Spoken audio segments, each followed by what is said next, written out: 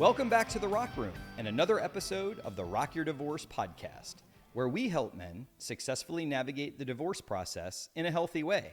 I'm your host, Stephen Valente. If you're like me, you may be wondering, who can I trust throughout this process? You may find that the conversations that you're having each and every day center around your divorce. You may be sharing or oversharing information related to your divorce, sometimes to people that you don't even know that well.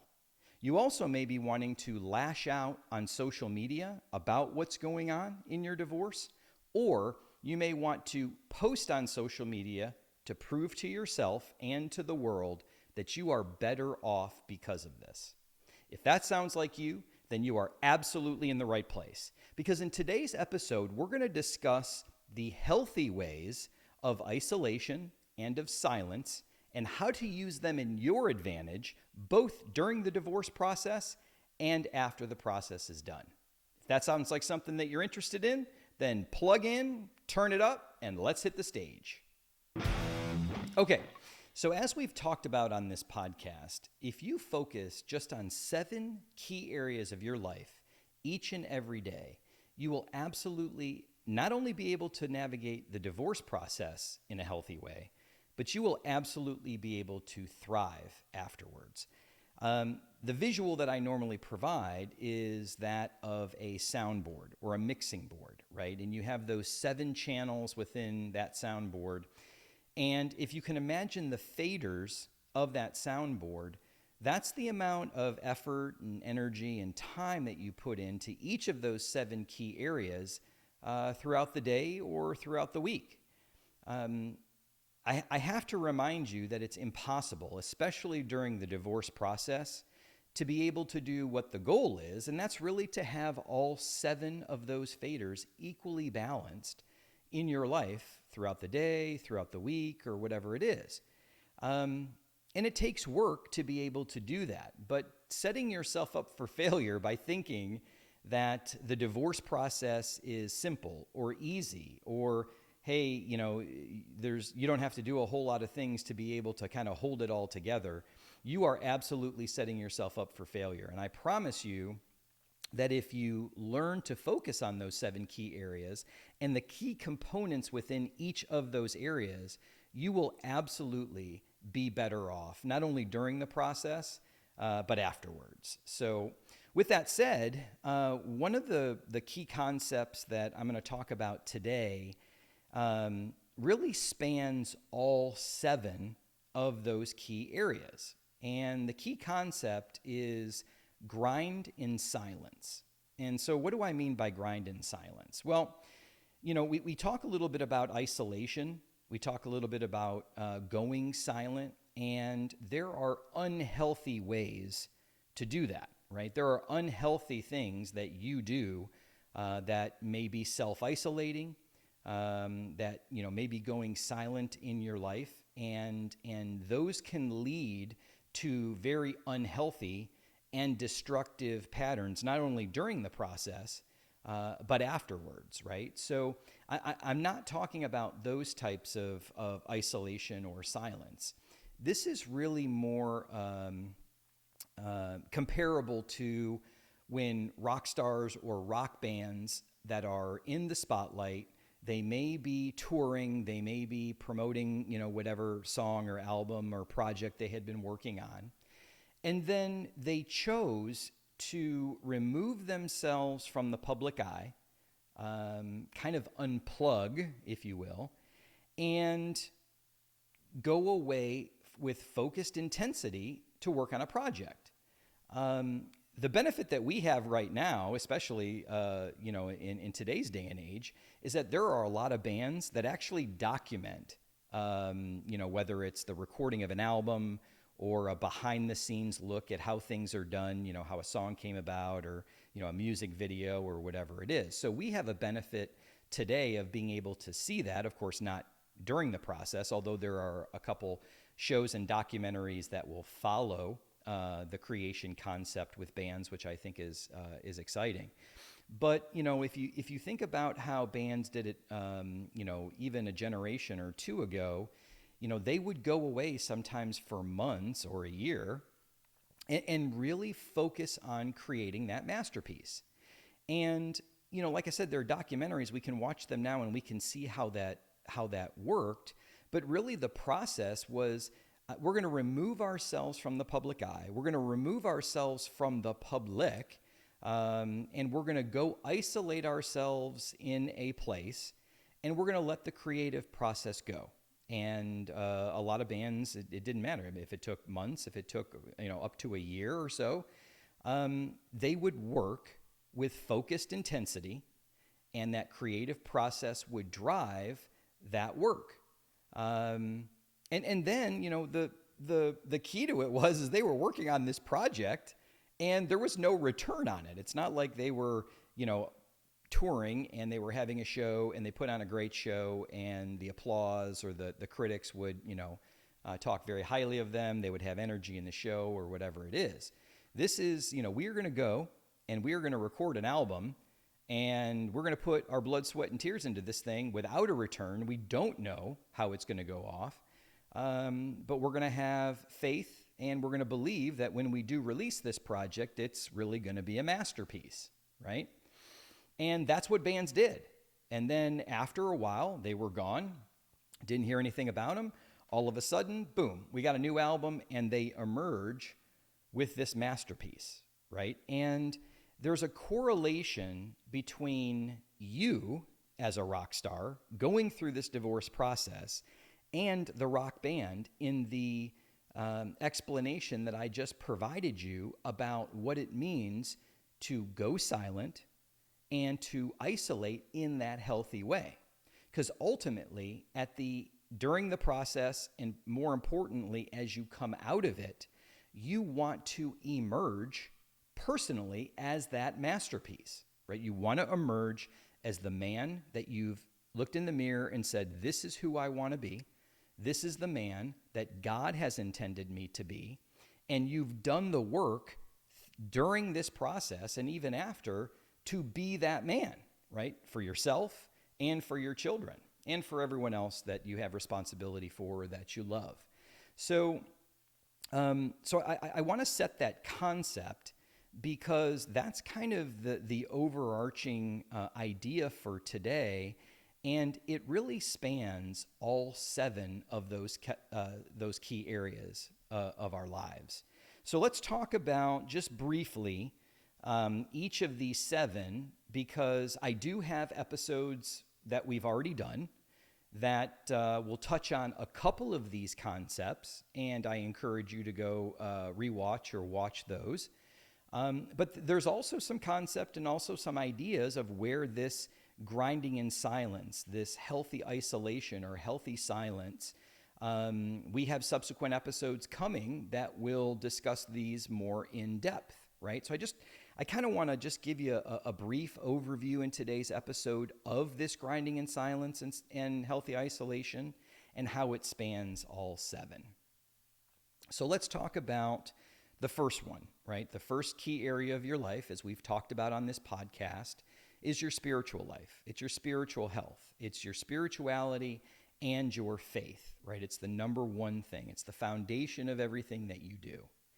And when we talk about self-isolation, or we talk about the, that focus that you have there, it's really about you and your time with God. And, in a previous episode, we've talked about prayer, what it means to pray, what it means to have that personal connection, that personal conversation between you and God, right? And what you'll also find is that, as you build this relationship in prayer, that time away, that isolation, that time in silence is time for you, right? And it gives you that opportunity to really focus on you and your time with God and what's important to you, and kind of allows you to push that outside world even farther away, even for a little bit, because during the divorce process, I mean, it is overwhelming. You're probably feeling overwhelmed. You're probably feeling like you're out of control. You probably feel like you're disoriented, or there's so much coming at you each and every day, sometimes hour by hour, that you just need a break, right? So taking a moment and realizing that you need that break and that you need to go in silence and you need to just have that one-on-one isolated time with God is extremely helpful. And it will make a difference in your life. The second piece when we talk about it is your mental health and that mental area of your life, and where that has healthy isolation or healthy silence. We've talked about, in 2 previous episodes, we've talked about having a set list and what does it mean to have a set list and how to incorporate, in essence, an agenda, a daily agenda into what's important in your life. But we've also talked about a sound check, right? A mental sound check to say, where am I? Where is my mental health? And what should I be focusing on to improve both?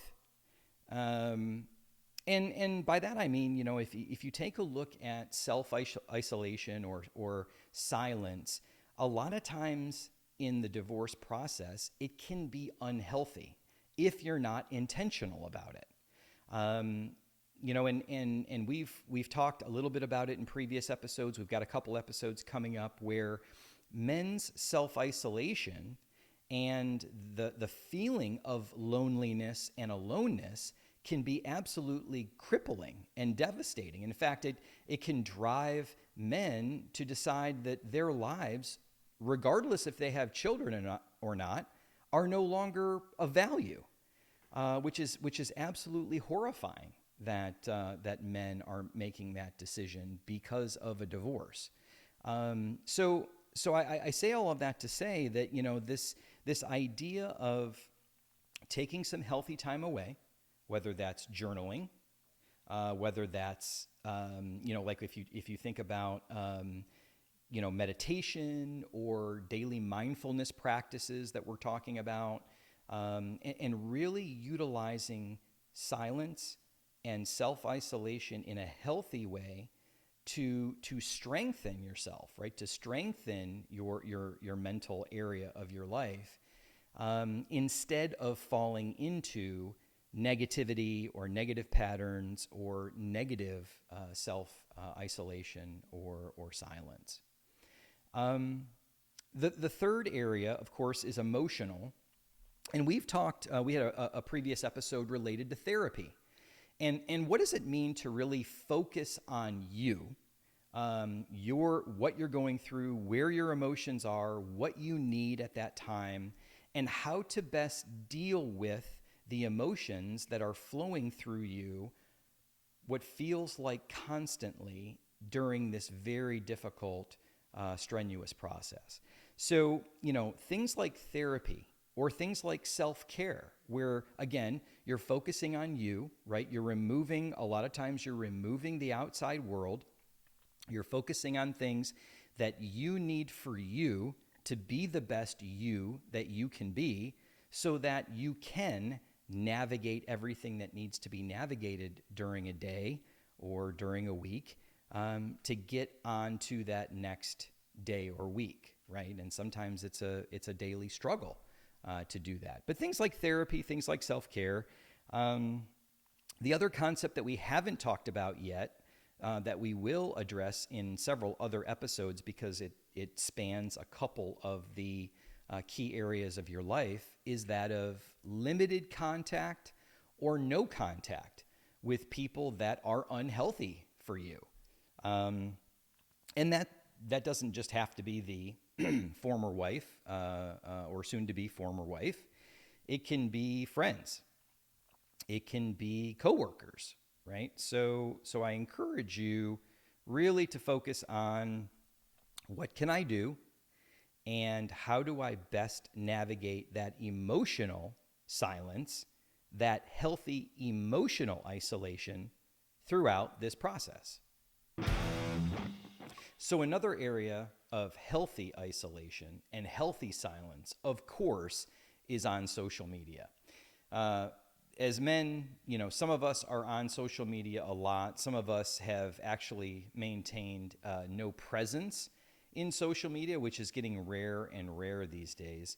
But we have a tendency, all of us have a tendency to want to utilize social media to our advantage. And unfortunately, as we've talked about in the past, there are some very negative things that can happen, that can occur when we utilize social media during the divorce process. We can use social media in a very unhealthy way by oversharing or sharing too much, by bringing a spotlight on us or our activities or our actions. We may let our emotions get the best of us and say and post things that are very derogatory to our former spouse or soon to be former spouse or the divorce process in general.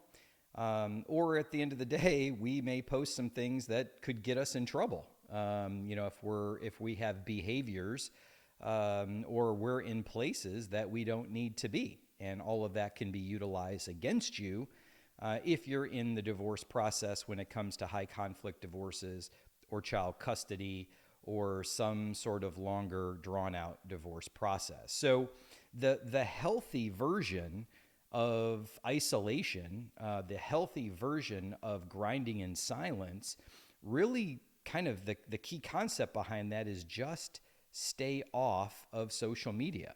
It doesn't mean that you can't scroll and keep up with your friends or do those types of things. But I really encourage you, both for your mental and emotional state, ultimately for your legal and financial state, the best thing for you to do is just go silent, right? You don't have to try to prove to yourself or to anyone else that your life is so great or your life is so much better because you're going through this divorce process or you've recently gone through the process. So I encourage you to take that healthy dose of self-isolation and of healthy silence when it comes to social media. Another key concept of healthy isolation and silence is your physical area of your life. And that's really, when at the bottom line, is going to the gym, right? It's focusing on yourself. It's focusing on your overall physical health and well-being, whether that's through nutrition, whether that's through cardiovascular or weight training, or if you even get into concepts like MMA or martial arts, you may go into yoga, you may go into some sort of other physical activity. The idea really, and the concept that I like to think is shrink as a human and grow as a man, if that makes sense, right? So by taking that time away, by isolating yourself and focusing on the physical aspect of your life, that can help in many different areas. And we're going to talk more and more about the key physical area of your life and the components underneath physical, but it has such an overarching impact on all aspects of your life when you focus on your physical body. So that time at the gym, don't see it as selfish. See it as a means to an end, right? You're working on, in essence, your physical masterpiece that with consistency and with time, by removing yourself from other activities, other unhealthy places or activities or behaviors, and by focusing on positive and healthy silence and isolation in the gym, you're going to emerge in a much better physical, version of yourself than you were before. And one of the things that I didn't realize, and we're going to talk more about this in depth when it comes to the physical aspects of it here in a couple episodes, is how much pressure and stress being in a good physical way about you, how your body can handle the physical stress, but also the mental and emotional stress that being in a divorce brings you. The resiliency and the fortitude and everything else that you have to have when you're going through this process. If you're eating unhealthy, if you're not working out, if you're not sleeping and taking care of yourself, you are absolutely welcoming destruction in your life, right? So I encourage you to focus, take that time for self-isolation, take your for healthy silence, and really focus yourself in the gym, physically doing those things that are going to help you and your body, your physical body, become better. From a financial aspect of it, that's the next key area of your life where silence and isolation is. It's really about making those plans during the divorce process that you're going to have to prepare for after the process is done.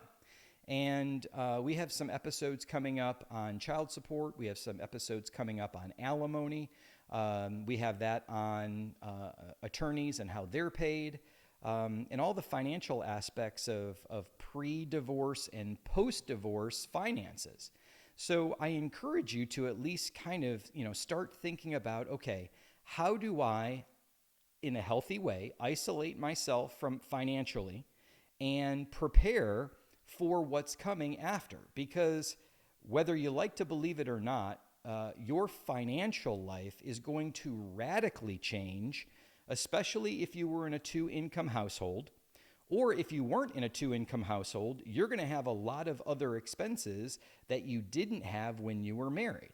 And we're going to talk about those a little bit in the future. But I think it's important, to take a look at that, to prepare for that, the time that you have, whether it's budgeting, whether it's, setting yourself up financially for that. Take that time, isolate yourself, work in that silence, and you're going to be financially better off when you're doing that.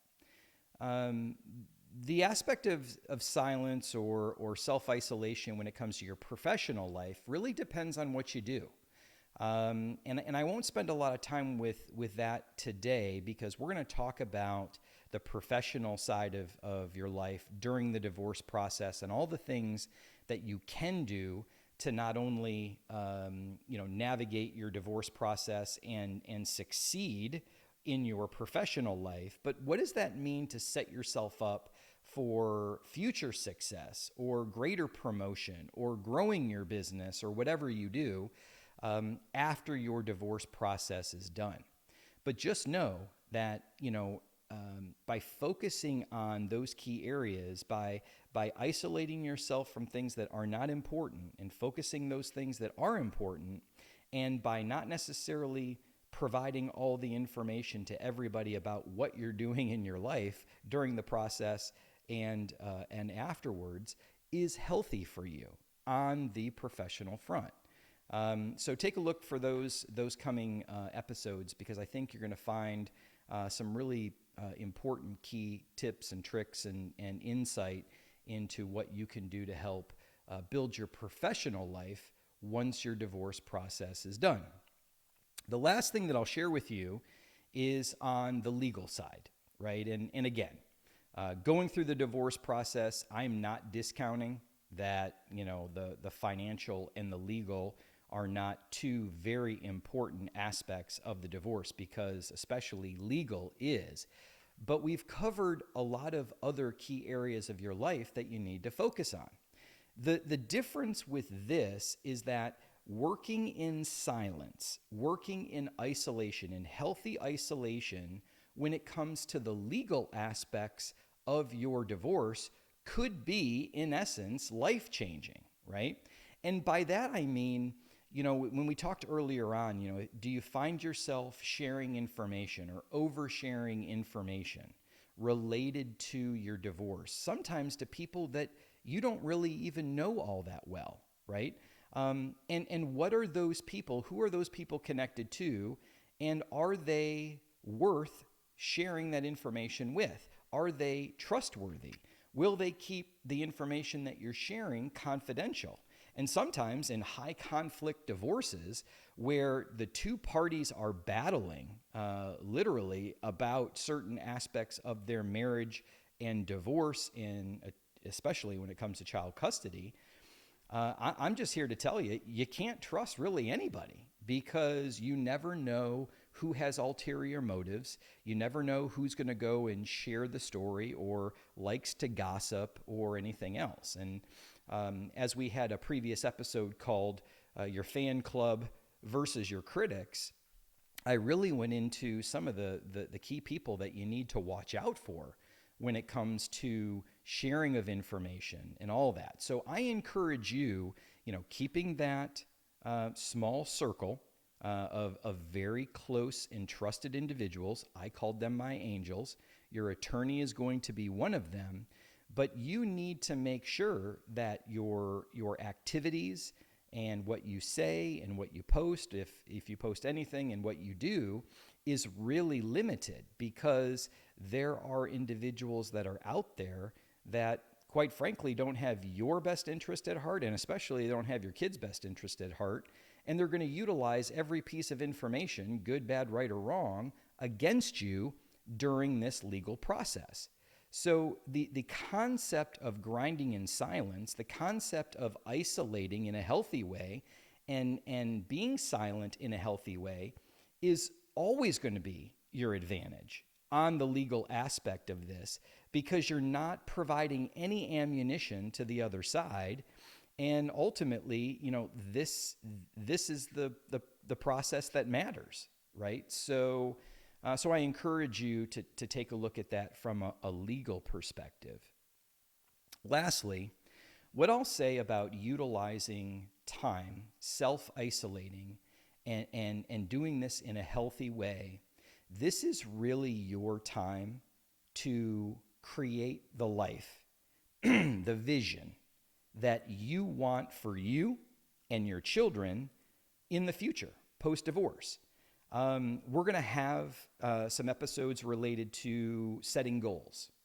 We're going to have an episode related to concepts like vision boards, right? Where the concept of what you want your life to look like when all of this is said and done is really the beginning of the process. And if you work at it each and every day in these 7 key areas, I'll guarantee you that the life that you envision and the life that you pray for with expectancy and with consistency will become a reality. And those are concepts that are healthy. Those are where you take the time, to set your goals. Take the time to create your vision board, and really identify what that future you looks like, including what your future life looks like. And you're going to be better off, because ultimately the goal of all of this is to, like the phoenix, rise from these ashes. If you've been doing the work along the way, right, in the 7 key areas, and some of it has to do with isolation and with grinding in silence, you will emerge the masterpiece, that rock star that that lives inside you, and that the people that you love know that lies inside you.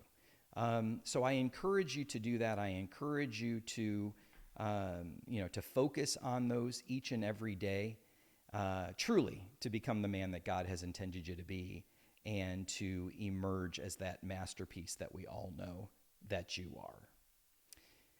are. If anything that I've said today resonates with you or strikes a chord, I encourage you to go over to www.rockyourdivorce.com, schedule a free 30-minute phone call with me, because I know that I can help you not only navigate your divorce process in a healthy way, but I can help you thrive afterwards.